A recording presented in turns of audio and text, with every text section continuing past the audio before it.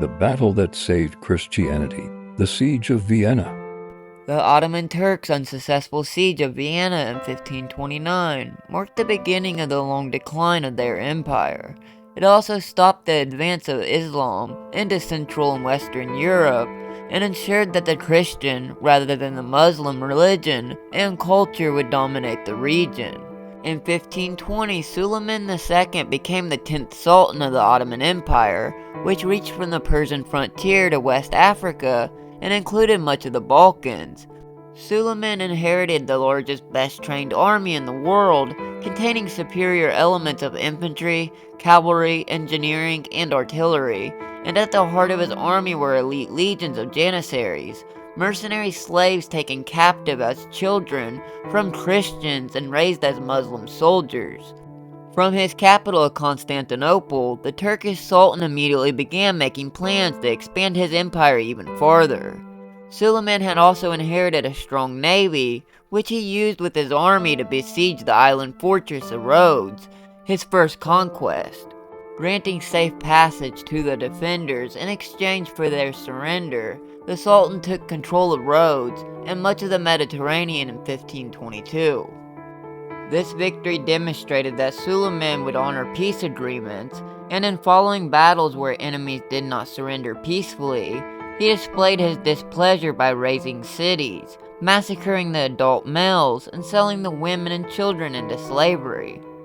By 1528, Suleiman had neutralized Hungary and placed his own puppet on their throne. All that now stood between the Turks and Western Europe was Austria and its Spanish and French allies. Taking advantage of discord between his enemies, Suleiman made a secret alliance with King Francis I of France. Pope Clement VII in Rome, while not allying directly with the Muslim Sultan, withdrew religious and political support from the Austrians, and as a result, by the spring of 1529, King Charles and his Austrians stood alone to repel the Ottoman invaders. Then on April 10th, Suleiman and his army of more than 120,000, accompanied by as many as 200,000 support personnel and camp followers, departed Constantinople for the Austrian capital of Vienna. Along the way, the huge army captured towns and raided the countryside for supplies and slaves. All the while, Vienna was under the able military leadership of Nicholas Count of Salm and Wilhelm von Roggendorf, and they prepared for the pending battle. Their task appeared impossible, as the city's walls were only 5 to 6 feet thick, and were designed to repel medieval attackers, rather than the advanced cast cannon artillery of the Turks. The entire Austrian garrison numbered only about 20,000 soldiers, supported by 72 cannons. The only reinforcements who arrived in the city were a detachment of 700 musket-armed infantrymen from Spain, and despite its disadvantages, Vienna had several natural factors supporting its defense.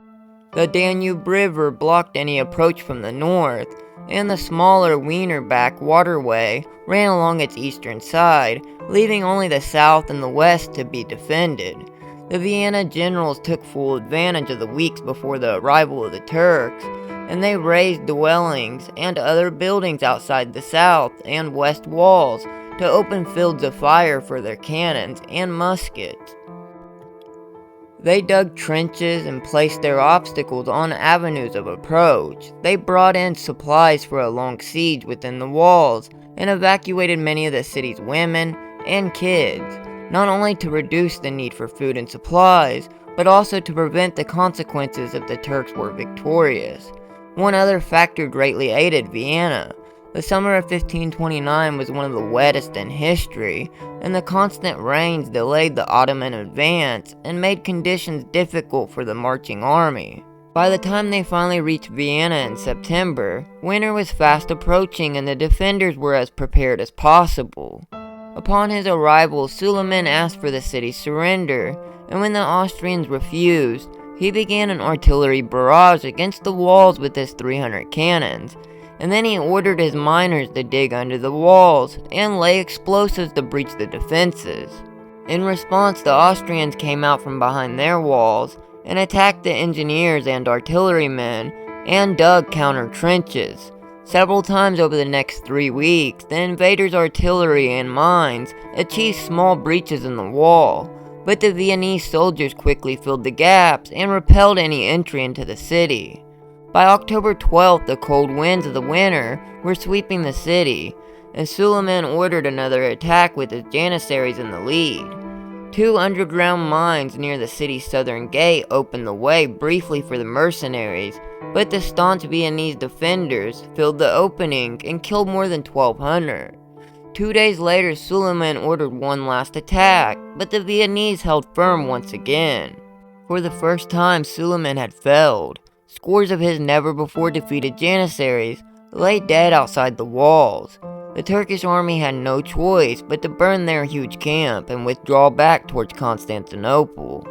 But before they departed, they massacred the thousands of captives that they had taken along the way. And along their route home, many more Turks died at the hands of raiding parties that struck their flanks. The loss at Vienna did not greatly decrease the power of the Ottoman Empire. It did, however, stop the Muslim advance into Europe.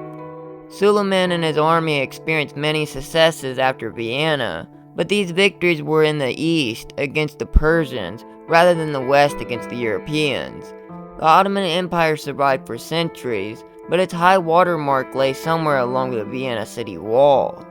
Following the battle for Vienna, the countries of the West no longer viewed the Turks and the Janissaries as invincible. Now that the Austrians had kept the great menace from the East and assured the continuation of the region's culture and Christianity, the European countries could return to fighting among themselves, along Catholic and Protestant lines. If Vienna had fallen to Suleiman, his army would have continued their offensive the following spring into the German provinces.